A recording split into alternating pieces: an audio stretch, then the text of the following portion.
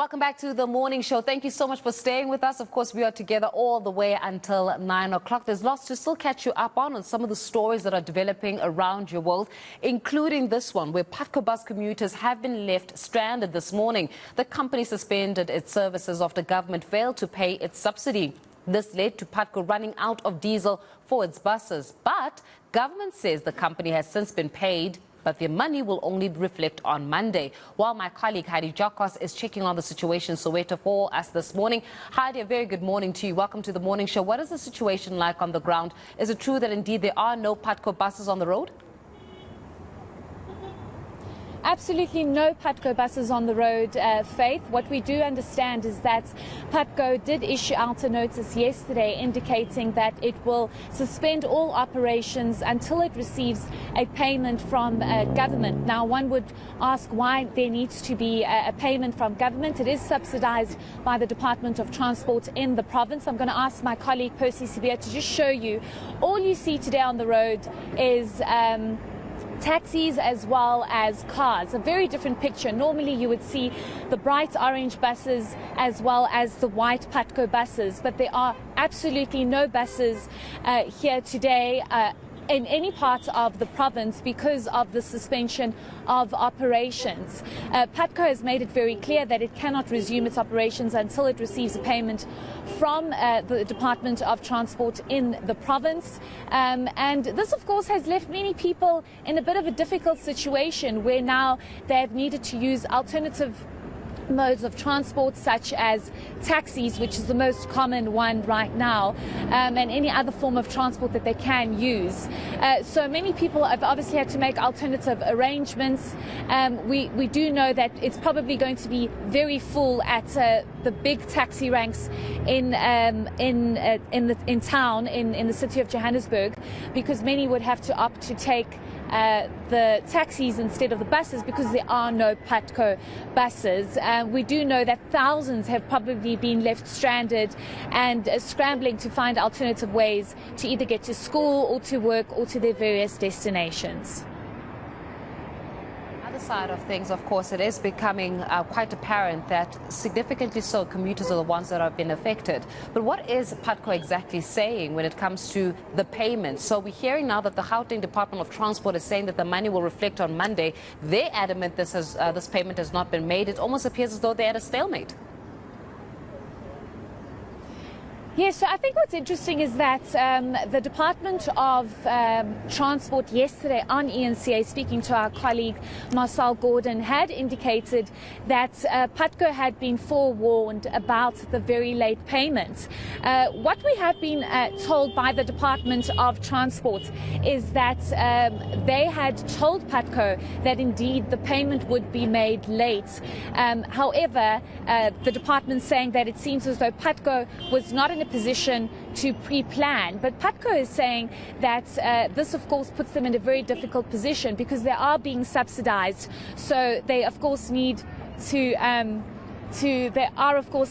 need to be in a position where they have the money on time. I'm going to ask my colleague Percy once again to just show you the actual buses in the Putco depot. We are positioned in the Dobsonville area where you do find the Putco depot. You can see that all the buses are indeed parked and they are not moving because at this stage all operations have been suspended. So just to go back to your question, Faith, is that Putco is saying they need the money and they need this to reflect beforehand.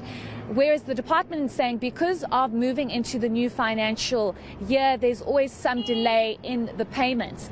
The department has also indicated that out of the 11 entities that it subsidizes, Putco is the only one that is not in a position to be able to, of course, pre-plan. So it makes it very difficult for the department to be in this position because now Putco is saying we need you to pay on time, whereas the department is saying but we forewarned you. So at the end of the day, at the center of all of this, it puts the commuters in a very difficult position. Then now what? Does that mean that everything gets suspended until that reflection on Monday? And has there been effective communication to commuters on behalf of Putco? Because on one side, Putco is saying, nope, we need the money. On the other side, the Gauteng Department of Transport is saying, but we told you that this would be a changeover, especially when it comes to the new financial year. So does that mean just commuters remain stranded until there is a click or a bank notification on behalf of Putco? Well, we actually have just seen the spokesperson of Putco arriving here. Let's just get some perspective from him as to what is going to happen with operations. Thank you so much for your time, Lindo. We do appreciate it. Let's just speak about what the status is today. We've seen all your buses parked here. Operations remain suspended. I think, as you would have already known, the buses are not operating, and it is because we do not have the diesel to operate. This stems from the fact that we have not received our much subsidies from government. Now, this has put us in this position. Close to 1,400 buses are parked today across the country in 3 provinces, and as well as the fact that 230,000 passengers have been affected by this. So that is the reality that we sit with today. Just tell us about the department coming out and saying that Putco was forewarned about the fact that the payment was going to be late. Also going as far as saying that out of the 11 entities that the department subsidizes, Putco is the only entity that is reacting in this way, obviously putting commuters in a very difficult position. Were you forewarned as Putco that the payment was going to be late? I think that on its own, we should draw some inferences from it to say that you were forewarned that the payment would be late is something that is not supposed to happen. They have considered with their statement that there were processes that had some hiccups from their side. But from our side as a bus company, we are within a bus industry that is very much underfunded. And what that tells you, what that means, it basically says that we do not have the necessary funds to actually fund ourselves beyond the actual subsidies that we receive. You look at a company as big as Putco, we should be talking about reserves that can last us at least 3 months. But because of the underfunding for over 21 years, we have not been able to have those reserves. We are not talking about profit, we're merely talking about the diesel here. And the utterances from the HOD yesterday in your channel basically saying that Putco is the only company within the industry that is reacting this way.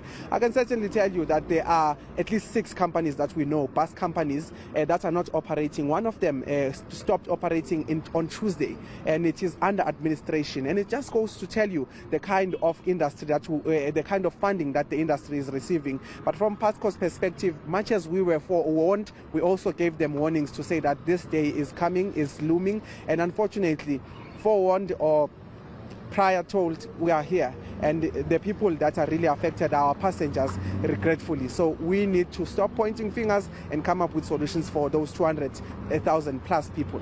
Okay, thank you so much for your time. We do appreciate it. That is Putco spokesperson Lindo Kulu speaking to us about what they understand to be the situation, of course, leaving commuters in a very difficult position, Faith.